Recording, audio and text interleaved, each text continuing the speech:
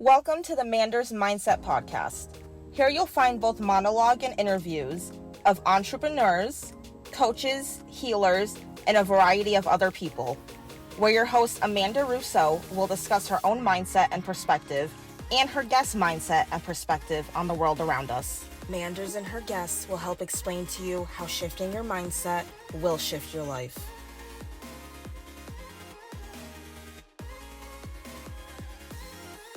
Welcome to Manders Mindset, where we explore the power of shifting your mindset to shift your life. I'm your host, Amanda Russo, and I am here today with Jessi Hartnett, and she is a wife and mother who loves to spend her time in the kitchen and outdoors. She has a college education in geology, geography, and early childhood education. She is now in a stable place, but Jessi has lived with addiction the majority of her life. She wonders if she had the right tools at an earlier age, if she could have avoided addiction or at least found her way out sooner. Choosing to see her addiction experience as strength, Jessi now wishes to share her method of stopping smoking with others to spread the knowledge that transformed her life. She has also written a book, Honor Your Heart, which addresses the emotional aspect of ending this habit. Thank you so much for joining me, Jessi. Thank you for having me. Now, who would you say Jessi is at the core? Ooh, at my core, I don't know. And I'm always kind of changing on the outside. That's why I have many roles and identities I go throughout the day. But at my core, I'm a person that just wants to be happy, wants to connect to others, and wants to enjoy life. I love that. Now, can you tell us when you started smoking and how that came into your life? Yeah, I started smoking pretty young. I was 13. A lot of people do start young. I was at that age where I was trying to find my identity and find my way into a community. And, I had grown up around smoking, seen all the adults smoke, was hanging out with older friends that smoked, and just seemed kind of like a very natural thing, a part of growing up. So I wanted to try that. And looking back now, I can see that I was kind of looking for initiation at that time, which makes sense. And so that was blessed by everyone around me, and, just started to get really hooked on it, where it was becoming a priority for me. It was becoming like my main hobby.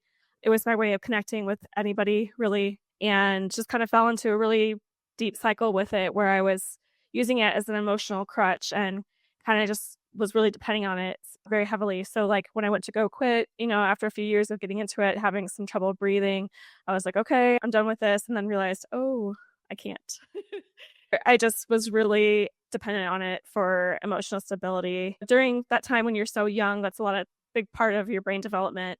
And I had just kind of wired this in where I was not able to regulate emotionally at all without smoking. So anytime I had an unwanted feeling, I would turn to smoking. And just got caught in the cycle of negative self-talk and workaholism. And it was just really tough for me to get out for a long time. Now, I'm curious if you don't mind me asking, but when you were 13 and you tried this first cigarette, where were you? I was with a friend. I remember that I had stolen some cigarettes from an adult, and I got in with my friend. I was like, hey, let's try this. It was awful. It burned, tasted nasty, but it was like, hey, this is cool. We're transgressing something here and figuring out who we are and proving something to ourselves, that we're tough, that, we're adults. And I think that's where that initiation part comes in, because initiations typically are uncomfortable, but you push through the pain to learn something about yourself and belong to a community. So I think most people that smoke that first one, it's like, oh, this is awful. But you're like, no, I'm going to be tough. I'm going to stick through this and get somewhere with it. Yeah, it was kind of unpleasant that first time. You stuck through it. Yeah. Was it helping you with stress right away? No, I don't think it ever really was. That's kind of the addiction mentality. The way I've heard it put and kind of think of it myself is like, when you're addicted to smoking, you basically feel bad all the time. You're not really at your best. You're low energy. You're kind of sick. And then when you smoke, you feel a little less sick. So that starts to feel like it's good, but really it's like you're kind of creating this environment that's rough to begin with. So it took me a long time to realize that, because you just get that rush and you're like, oh, I feel better, but you're kind of like in this permanent sickly kind of state. That's the way I see it now. So I don't really see it as a stress relief. It's a stimulant. I know some people with like ADHD, when they have a stimulant, that's relaxing for them. But for me, that's going to increase my heart rate and have shallow breathing and all that kind of anxiety and stress that comes along and the cortisol rush with a stimulant. So it's not really relaxing. It's just something we pick up from the culture, I think, too. Everybody thinks of that way from like 50 years of marketing really well, that, you think it's going to have all these magical powers, and reality, when you break it down, is this doesn't do what I want it to do. But I reached for it every time I was stressed. So I kind of just had built that pattern. I'm curious, were you doing this more so with people? Were you smoking more so alone? Yeah, I think it started as a social thing, and then it turned into just part of my life where, like I said, I was a really hard worker. And so I would do this thing where I would work really hard and then take my smoke breaks. So it became like a reward system for me for working hard. And then while I was doing this hard work, I developed like this negative self-talk that was like really harsh and critical. And so that kind of like got tied in with the smoking too, where I'd be like, oh, you're a loser, you're not good enough, you need to work harder, and those kind of like bad feelings. And then I would smoke to try to like stuff that down. And it was like all this was happening subconscious. Like I had pretty much no awareness of this for like a decade. So yeah, it was just something that I did all the time eventually. But yeah, it started as like a social thing, just, to hang out and connect. Now, I'm curious, did you develop an addiction to smoking marijuana? So I got some pretty bad advice early on. That's like, oh no, don't smoke cigarettes, smoke pot. It's not addictive. But I became addicted to pot. I smoked pot and cigarettes daily for 15 years. So it just added an Yeah, addiction. It exactly. oh, Yeah. and was it more difficult to I'm curious if there was a difference in stopping one addiction versus the other. I didn't notice a difference. They're both very hard. So I would try to play these games all the time where it's like, oh, I won't smoke cigarettes, I'll only smoke pot, or I'm quitting pot and I'll just smoke cigarettes, or I only smoke when I drink, and like all these like little rules that I tried to make to reason my way out of it. But then it never worked. I always would end up coming up with an excuse, and it was, I don't know. When I was doing one, I was like, I just want to do them all. So I had to end up quitting them all together eventually. But there were times where I would quit smoking pot and just only smoke cigarettes. And, like pot kind of has this reputation of being a medicine or being, not that harmful. But when I would quit smoking pot, I would really just be so depressed, like just down, like don't want to leave my room, just when I was like sit in a dark corner and cry, like thoughts of suicide. Like it was actually really intense. And so I think like I said, that's a cultural thing too, where I kind of pick that up where it's like, oh, this is benign. It's just for fun, not really that dependent on it, but I would have serious effects physically, emotionally, spiritually. So that's just one thing I wanted to say about pot, is that it kind of had a bigger hold on me than I ever expected it to. And then like with cigarettes too, it's, going through similar cycles. I just felt like I just was down really low when I would quit pot. So I don't know. They're both really tough. They're very similar. So I don't really distinguish it when I talk about quitting smoking. It's like, it's the same kind of process, honestly. People say that quitting nicotine is worse than heroin. I don't like to do this like comparison of addictions. It's just like, oh, this is better than that. And like people do that to justify it to themselves all the time. And it's just like, I don't know, if it's holding you back from living your highest potential, it's a problem. Like, end of story, in my opinion. I don't like to play that game because some people, they have a really rough time with some of like the more commonly accepted addictions, like things like sugar, workaholism. It's like some of these things are like celebrated, but they can really wreck people up. So I don't really distinguish between the addictions. I think they're all hard. I love how you made the comment holding you back from living your highest life. Anything can be, any of these addictions can be. Now, when did you start smoking pot? Was that around the same time? Exactly. Yeah, 13. That same year, I guess, where I was just trying everything I could. So, And people had advised you that smoking pot would help you not smoke cigarettes. yeah, I don't really follow that logic, but Then what was your next step from there? so, like I said, I kind of had this workaholism thing within me too. So I was working really hard at school. I was pretty much just like obsessed with this external validation, with like all the attention I would get, all the praise I would get, and felt that's like how I earned my worth because I had really low self esteem, like a lot of teenagers do. But I was getting all this praise and stuff. So while I was smoking and partying and doing all these things, I still was achieving pretty well. So on the outside, it looked like, oh, she's doing great, she's successful. But inside, I was struggling, and that struggle got worse the older I got, the longer I was in these habits. And so I ended up going to college and studying science. And like that was just really rough on my soul because I just fell into this like really nihilistic viewpoint where it's like, if you can't measure it, it's not real. Everything's random, disconnected. We don't really have any purpose or meaning. It's just, survival of the fittest, competition. And that's the kind of environment I was in at the time. So, yeah, I just was like plummeting emotionally. It was like rough time for me, just kind of like wondering, why am I even alive? What am I doing? Where am I going? And I was fortunate enough to go to this talk. It was something I heard on the radio, and it was like this guy talking about linguistics. His name is Michael Mead. I went to go check him out, thinking that it's like, oh, this is going to be an academic lecture. I'm going to go learn something and get smarter. And I went, and it was like very soulful. Like we came in with a song, he's playing drums, he started telling myths, and it just really spoke to my heart and made me start to open up my imagination and maybe think like, hey, maybe there's something more to life than just numbers and measurements, and that there's some kind of magic, some kind of purpose and meaning here. And so I started diving into the myths. They really just changed my life. I started to understand what it meant to be human and have a glimpse of what I could have for myself, gifts to share, and I could heal wounds. And so I started going down that path, but it took me a long time to ultimately end up quitting. Was having a lot of problems physically from smoking, having mouth surgeries, and just not feeling well.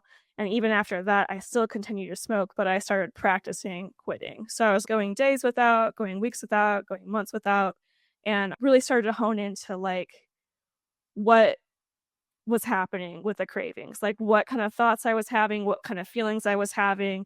And then I was able to start like looking at some really deep stuff with that, and ultimately was able to quit by understanding myself and developing slowly, very slowly, different tools to cope with some of the things I didn't want to before, some of the unwanted emotions. Now, you mentioned you practice quitting. So you would stop for like weeks at a time or months at a time and like see how you could do. Did you do that intentionally? I mean, each time I was like, this is my last time I'm quitting smoking, here we go, but would end up coming back. And so I started paying attention to like, why am I coming back? Like, what is happening here? And I could really link it to emotional distress, negative self-talk, self-hatred, all those kind of things when they would come up. I just started paying attention to what was driving me to go back to smoking. But then I started also giving attention to if the thing I wanted, I was actually able to get out of smoking. So it'd be like a thought like, I'm so stressed, I'm inadequate, I can't handle this, I'm overwhelmed, I don't have what it takes to quit, so I'm going to just go and smoke. And then I would smoke and be like, I'm still stressed. This didn't do the thing. So then I could start breaking down those beliefs about the benefits I thought I was getting out of smoking and really see it for what it was. How long did you do that for? I would say it probably took like 5 years of that to actually really start to work through some of the deep-seated stuff I had going on. Like I said, a lot of self-hatred. So I had to come to terms with that and look deep with that, and then start changing the way I talk to myself. I always was like using willpower and kind of like this tough it out mentality where it's like, you're just weak and you need to be strong and let's go, let's do this. And that was never motivating to me. That wouldn't last. And so when I started talking to myself with kindness, with forgiveness, with patience, that's when I started to actually be motivated to take care of myself and to stick through on, committing to moving on and finding different ways to cope. That makes a lot of sense. I'm curious. I'm sure you had to change a lot of your mindset. Can you elaborate on that a little bit? Yeah, so I just talked about one with the willpower and seeing myself differently. And then, like I said, seeing the smoking differently, seeing it for, hey, this isn't really adding the things I think I keep turning it to. Maybe it did in the past, but that's not working anymore.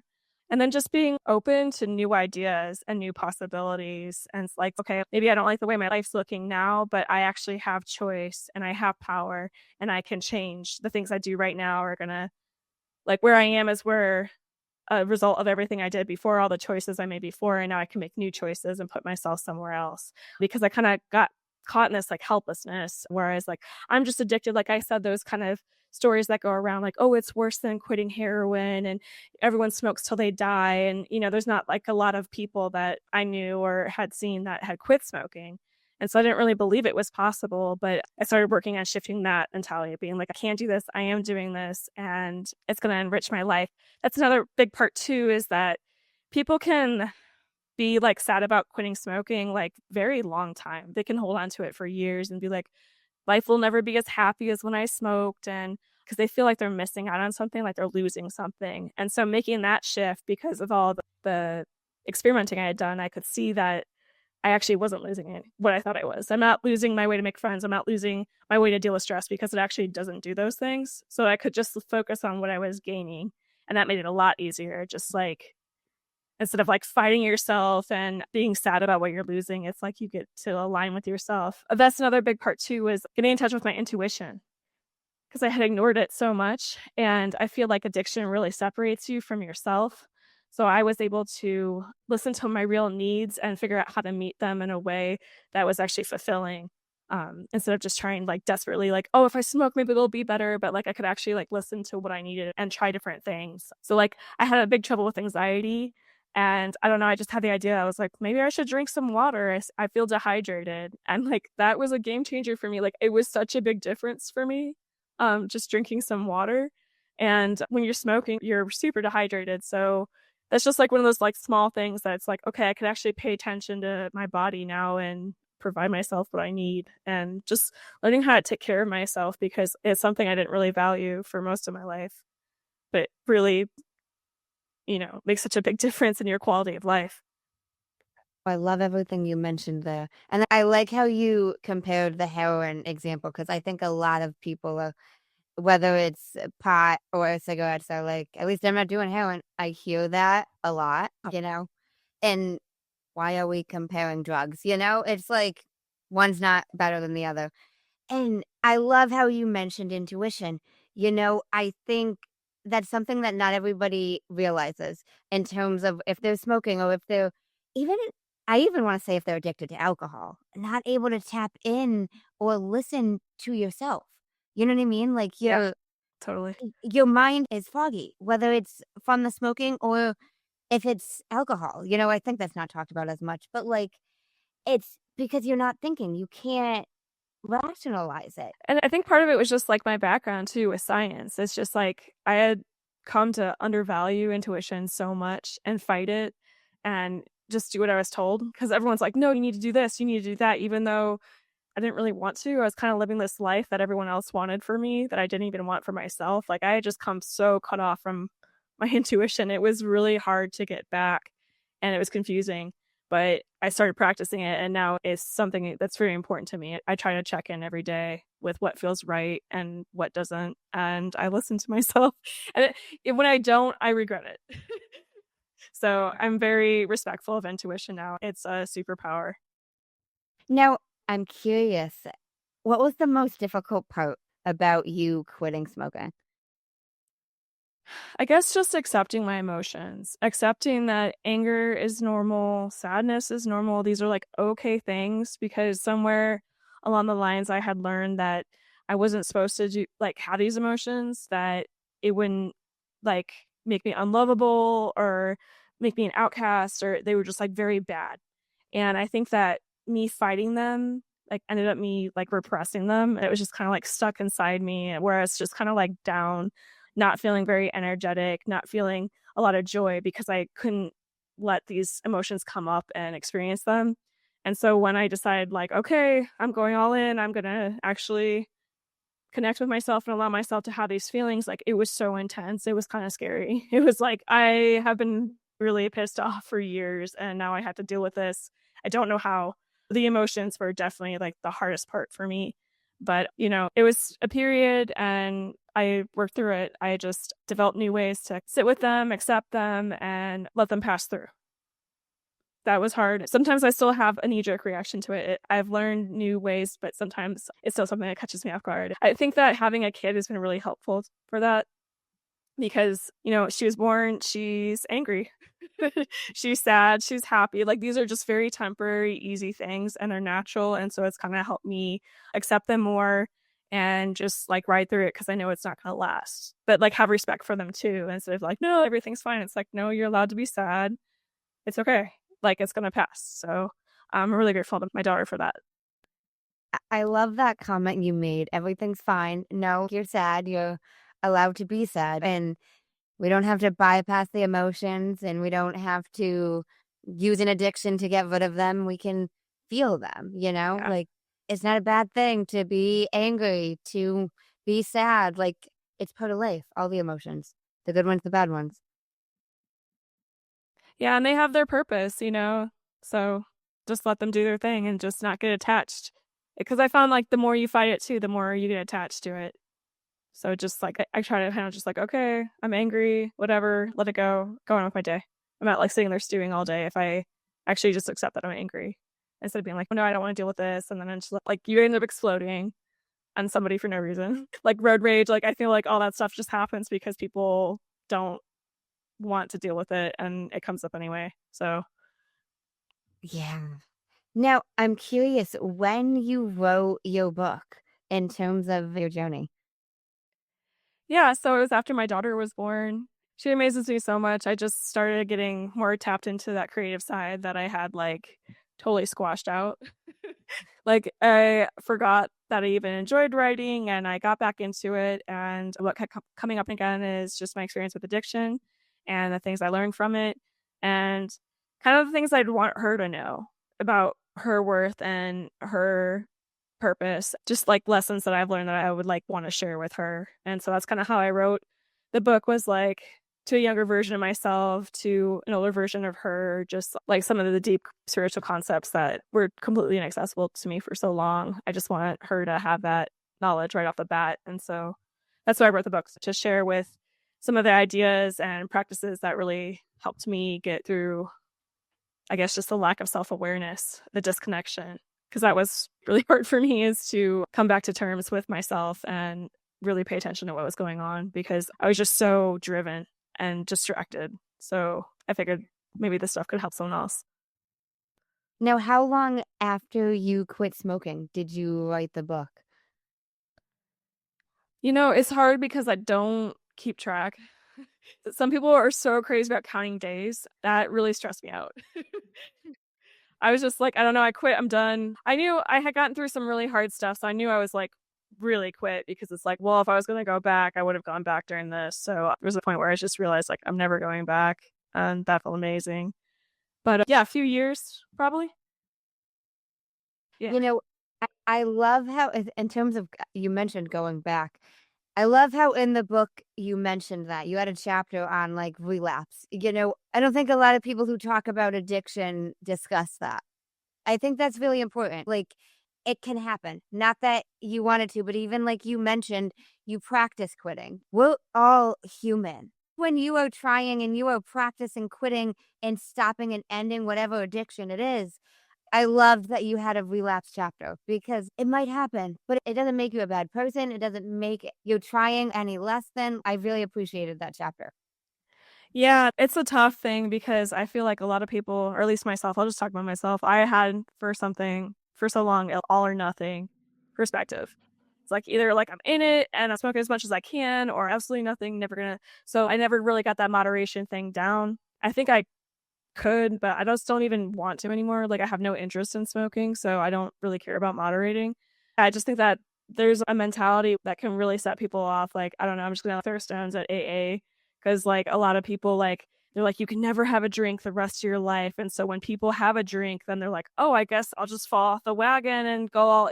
You can stop at any point. As you've already opened the beer, as you've already lit the smoke, you can just put it out. You don't have to keep going over the deep end, especially if you have those kind of realizations that I was having, where it's like, this isn't getting me what I thought it was, like you just back out. And it's not like you have to go back to day zero in your mind. That's why I don't like the counting days, because it's like so depressing when you're like, I broke my streak, might as well just give up now. But it's like, no, you don't need to think that way. It's just a bump in the road, and you can learn. What can you learn from it? Because I don't think I would have really been able to quit if I hadn't had those relapses and noticed the disappointment. So it's like, it really helped me solidify that I wasn't missing out on anything by quitting. That makes complete sense.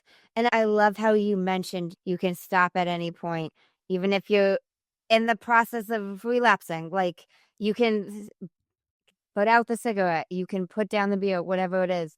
I don't think it's always addressed, you know? I think it's glamorized, this all or nothing mindset in any aspect, even if it's sugar. And then you've got this all or nothing, and it's like you can't put on the, and it's like, we're human, you know? Yes, it's an addiction and it's not a good thing, but I think we need to be mindfully aware and not stigmatize so much. I really appreciated that chapter because I've read different books on addiction, on even different types of addiction, and you don't hear that. You just hear about these glamorized, and I achieved this, I've gone this long. Like you said, we're human. Sometimes things happen, but we can actually learn from it. That's what I say about cravings too, because a lot of people, they're like, oh, cravings, they're horrible, they're the worst, like can't quit because of the cravings. But the cravings are actually a gift, because they help us tap into what we're really needing, because you can figure out when the cravings come up. And that's what I was able to figure out. Whenever I had negative self-talk, I'd have a craving. And so I'm like, oh, okay, I actually need to deal with the negative self-talk. Like, let's start there. And so that's how I was able to quit, by talking to myself a lot kinder. And it was awkward as hell at first, but it took practice and intention, just like an openness. Like, okay, I'm not sure if I really believe this yet, but this is what I want to believe. I want to be the kind of person that cares about themselves and loves themselves and has confidence. And so it just kind of started, like, it took some imagination, like, this is where I'm going, and let me just try it out. And it felt really good. So I stuck with it. I like how you mentioned imagination. You know, I've heard, I can't remember exactly what was said, but you've got to be almost a little delusional about it. Even in terms of quitting an addiction, achieving a goal, whatever it is, you've got to delusionally believe in it, even if nobody else does. You are never going to pick up another cigarette again. And you just know it. Nobody else does. Yeah, because if you have a doubt, it can be hard to battle that. And I think having a little bit of doubt is like totally normal, though, like having some resistance, because I found that as I've like reconnected with intuition and been working with that sometimes it can be hard to separate the intuition and fear and resistance. So it's like, oh, I don't want to do this, so it must not be the right thing for me, intuition. But then the intuition like sneaks in, and there's like a call. It's like, no, I should do this thing. It's like, even though I don't want to, the intuition's like, you should do it. And so I've like found that the things that I resist are actually the things that help me grow. And so like resistance is normal. So it's a little bit of both. It's like kind of like you need to do a thing that you're afraid of if you have this calling to it, if you know it's going to be a path to something greater. And I can really distinguish between my intuition and fear now because of the tone. The intuition's always like calm and like just very clear. It's just like very even keeled, just like do this. And then the fear, it's always kind of frantic and loud and like off kilter. Like the energy of it's just so much different, where it's just like, you need to do this because, and then the mind starts coming in. It's like, oh, because I'm gonna be popular, or I'm gonna be looking successful or something like that. Like there's some weird kind of underlying drive. It's like, no, that's not really what I need for myself. That's just not like my mind coming in. So I've tried to like distinguish between my mind and my heart. And I feel like intuition comes from the heart. It's a feeling, and the guidance from the mind is kind of just like scattered. It's like very self-serving and rationalizing. So I don't know. This little thing that's helped me, because it's kind of hard to tell sometimes, especially in the beginning. Now, you've mentioned how you believe the heart is more useful for us to overcome addiction than our minds. Why do you think that? So I think that most people that start smoking know that it's bad for them. So the rational approach, like the numbers approach, is not really that useful, because you go in well knowing about, there's risk involved and that it's like a bad choice and that people have gotten sick and you do it anyways because of the emotional drive. Like I said, you're looking for something more meaningful in life, looking for acceptance, looking for an identity.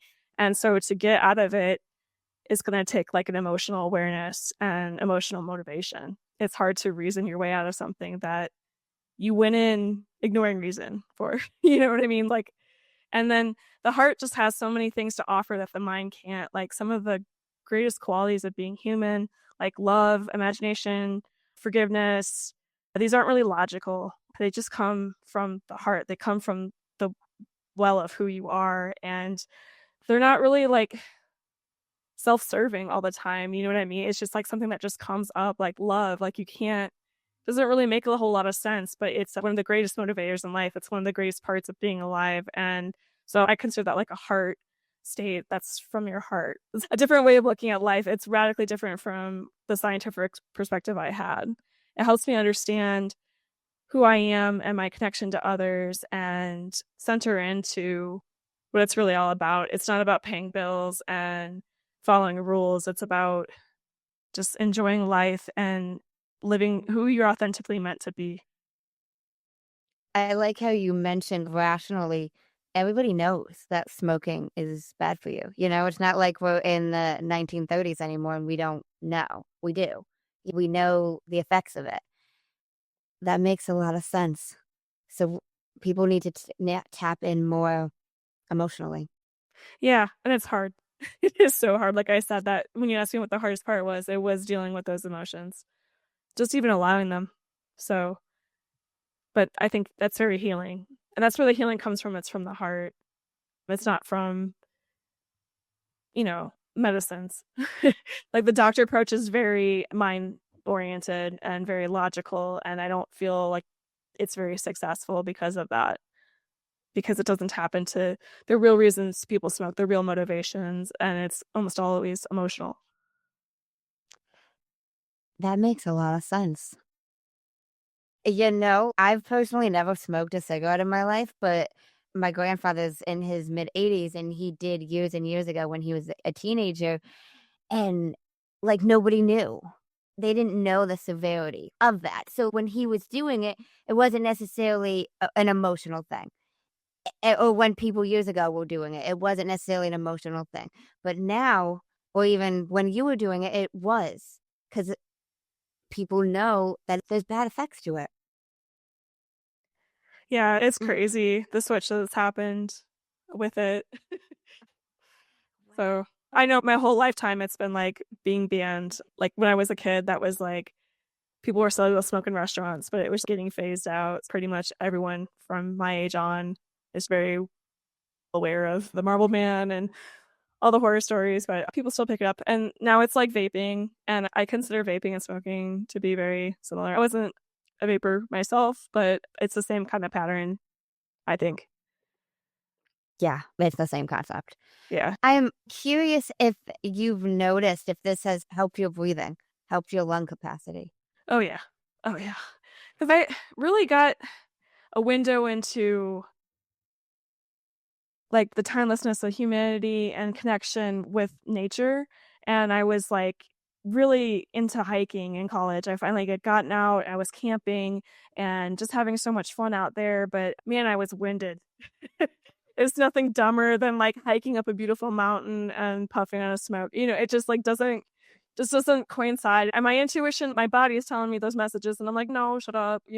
I'm doing my thing. But yeah, it was getting pretty obvious that I couldn't continue to be active and healthy with this habit.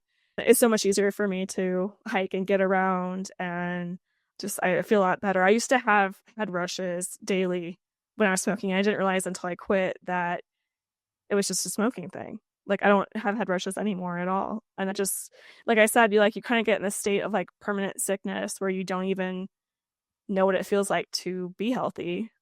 And so it's kind of hard for you to know what you're missing out on because you just come to accept it and integrate it into your life. It's like, oh yeah, I wake up every day coughing. I have head rushes, my teeth are, in bad shape. And you kind of just like can accept anything really when you don't know how great it is. So that was one of the great things was the breathing.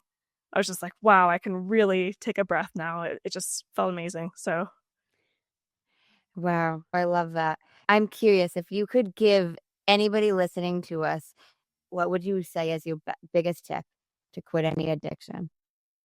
give attention to the thoughts you're having around it, what kind of thoughts you're having when you want to use it, and what it does to you. Any kind of changes you notice really with your thoughts, with your emotions. That's the place to start because it's so easy to get distracted.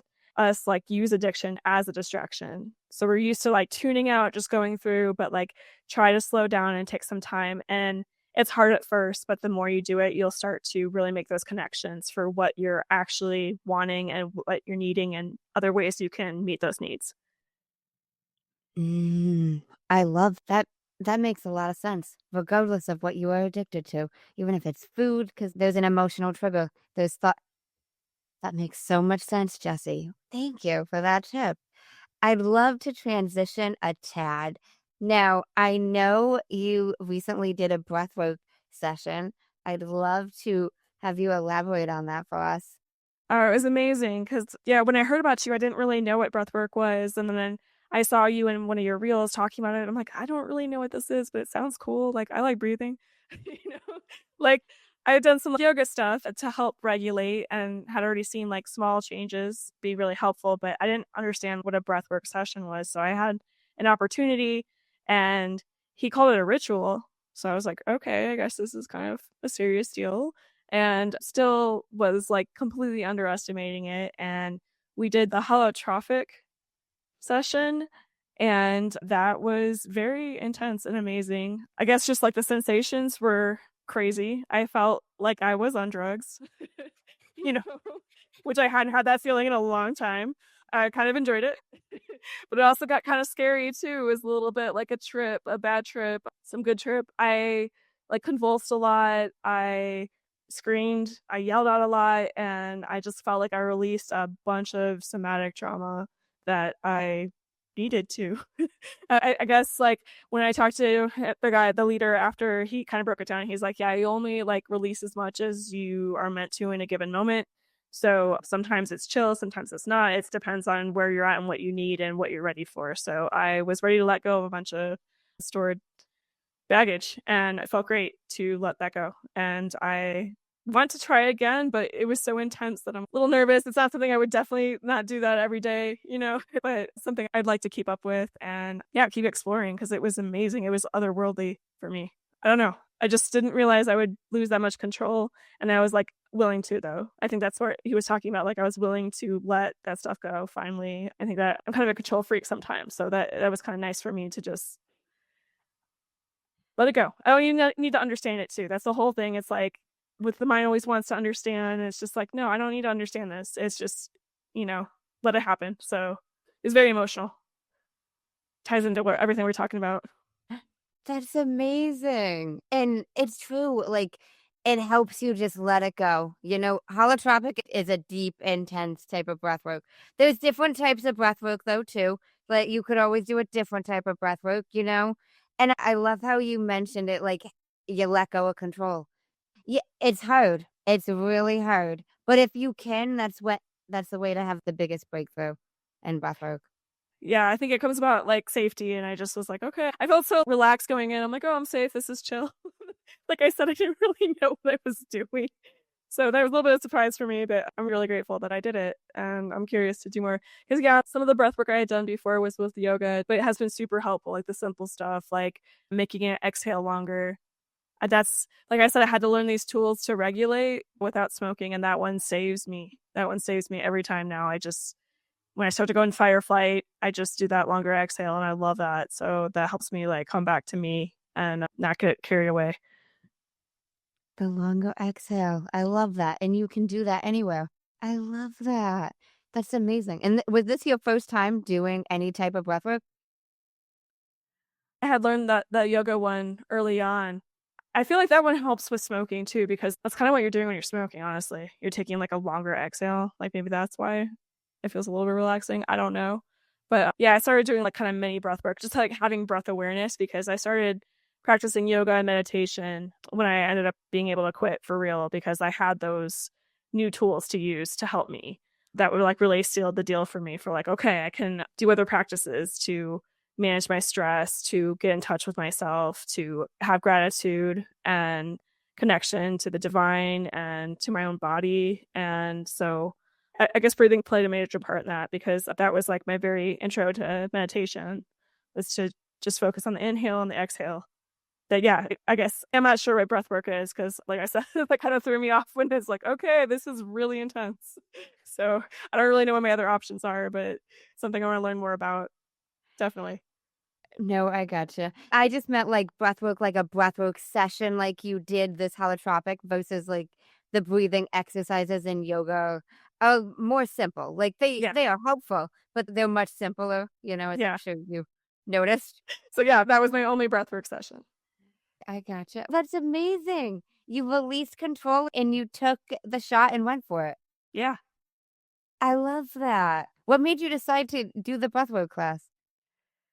I mean, it was like a sidebar. You might know him. His name is Victor Odo. He's kind of like a spiritual, I don't know what to call him, figure on YouTube. He's a YouTube star. And he was doing like a course to help with business, connect more spiritual minded business. And so I was taking his course to check out for my business. And then he's like, okay, we're going to do this breathwork thing. So, I mean, I had no real intention with it. It was just like an add on to the thing I had intention for. And I'm so grateful that he did that, because it was really meaningful for me. Wow, I love that. That's amazing. Well, thank you so much, Jessi. I really loved getting to speak with you. Me too. Thank you so much for having me, and it was a great discussion. Have you heard of a man named Jay Shetty? Yes. So he's got a podcast called On Purpose, and he ends his podcast with 2 segments, and I've stolen them. And I end my podcast with those 2 segments. Nice. The first segment is the many sides to us, and there's 5 questions, and they need to be answered in 1 word each. Okay. I'm ready. What is 1 word someone who was meeting you for the first time would use to describe you as? So many words. Interesting was the first one. Let's go with the first one. What is 1 word someone who knows you extremely well would use to describe you as? Loyal.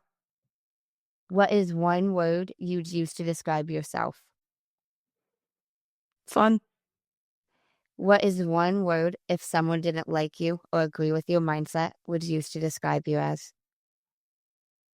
Nosy. What is 1 word you're trying to embody right now? Love. Second segment is the final 5, and these can be answered in up to a sentence. What is the best advice you've heard or received? Be yourself. Why is that the best? Because it makes life simple. What is the worst advice you've heard or received? Work hard for happiness. Doesn't work. What is something that you used to value that you no longer value? Validation. If you could describe what you would want your legacy to be as if someone was reading it, what would you want it to say? Helped others, lived in empathy, was true to herself. If you could create 1 law in the world that everyone had to follow, what would it be? And I want to know why. Honesty. Because it helps people be vulnerable and really connect. I love that. Well, thank you so much, Jessi. Any final words of wisdom you want to leave the listeners with? I'd just like to give it back to the guest. I'm going to go with the best advice I got is to be yourself, and it can be the hardest thing in the world.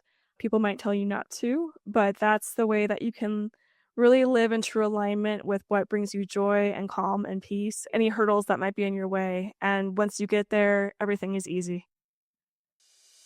Thank you so much, Jessi. Thank you. And thank you guys for tuning in to another episode of Manders Mindset.